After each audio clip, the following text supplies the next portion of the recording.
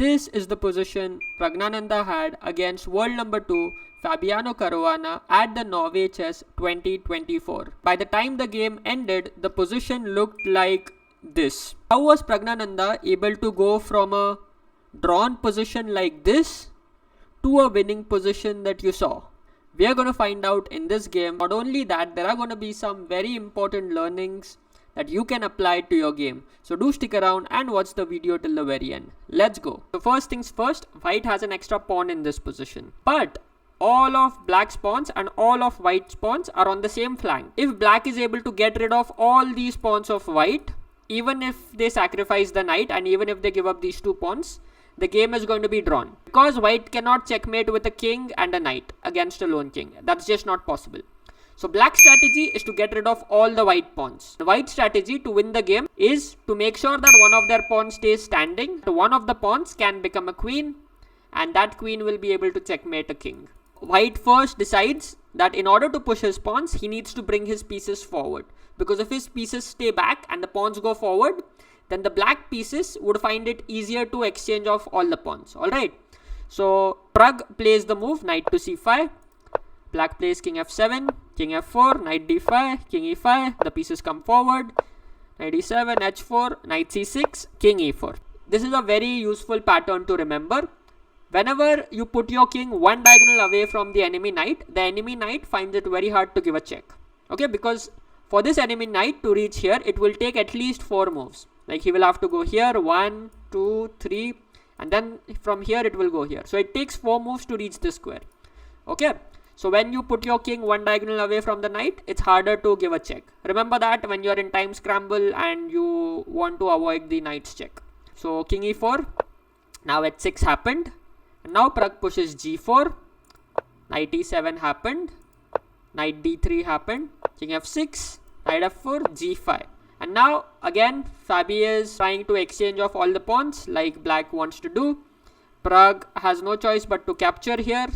Now if black captures with the pawn, then they would be completely lost after knight to d5 check.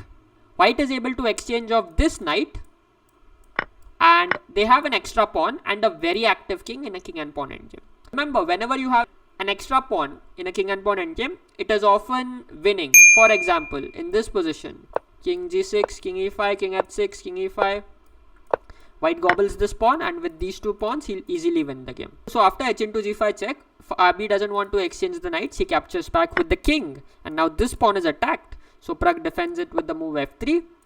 Fabi plays knight c6, knight e6 check, asking this king to go away. Knight d4, again offering a trade of knights. This is always going to be a winning pawn endgame for white. So knight d4, knight e5. King f4, knight d3 check. Now Pragg repeats the move here so that he gains more time on the clock, and now he drops back the king to g3. So this is another useful pattern to remember. Whenever there are 2 squares between king and the knight, again the knight finds it hard to give a check. Because again for the knight to reach this square, it will take 3 moves. Like it has to go, let's say here, here, and then it will reach here. Of course in this case it cannot go here, but it takes 3 moves. That's the main point. Now in this position, Fabi actually had a way to draw the game. He could go here h5. Black's plan is to exchange off all the pawns. But the thing is, after h into g into h5, king g5, knight e6 check, he cannot capture the pawn. Because if he captures the pawn, there will be knight f4 check. And again we have a winning king and pawn endgame. Okay, this would be a winning position. This king is just too active and it's in front of the pawn. So after knight to e6, Fabi has to play a very smart move, king to h6. And now suddenly white is in a zugzwang. Because if he plays, let's say, a move like king to g4, there will be knight to e5 check, king moves, and again black is able to accomplish the mission, knight f3, king f3, king h5. It's a draw.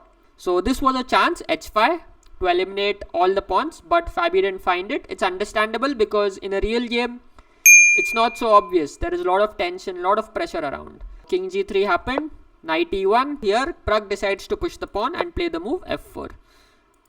Knight d3, and now knight f3. Now remember, Fabi cannot sacrifice the knight like this because otherwise white is still remaining with an extra pawn, and this king and knight will slowly move forward and be able to capture this pawn. Okay, so this knight such an early knight sacrifice doesn't work. So knight f3, knight b4. Now again it's about getting your pieces forward.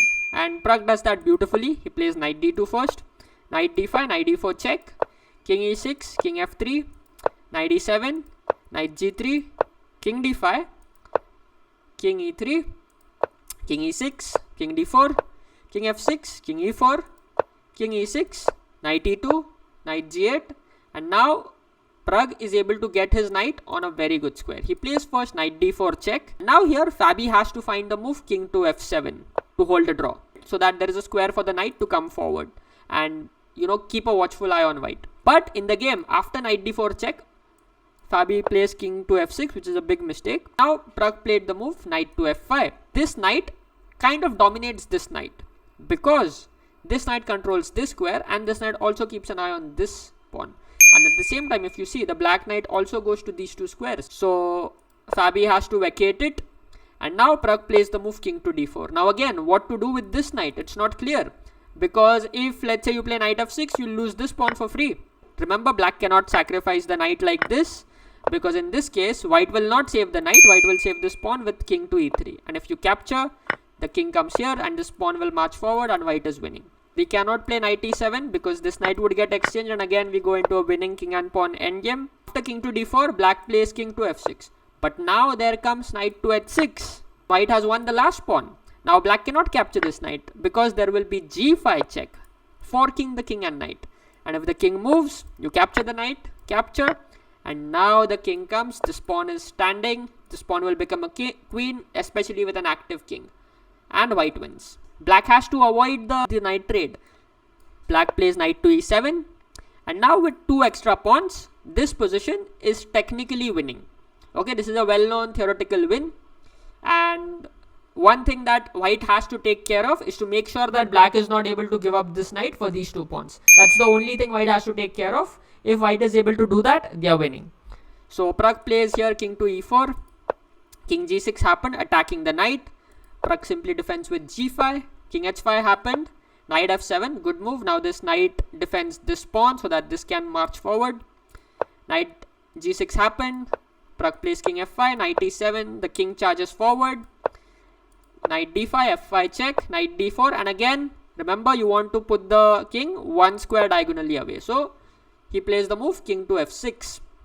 Also this king protects this pawn and this knight protects this pawn. Black played king to g4, knight d6, protecting this pawn. And after knight d6, in this position, Caruana resigned. I hope you enjoyed it and there were some useful takeaways from this video. Do subscribe to my channel and I'll see you in another one.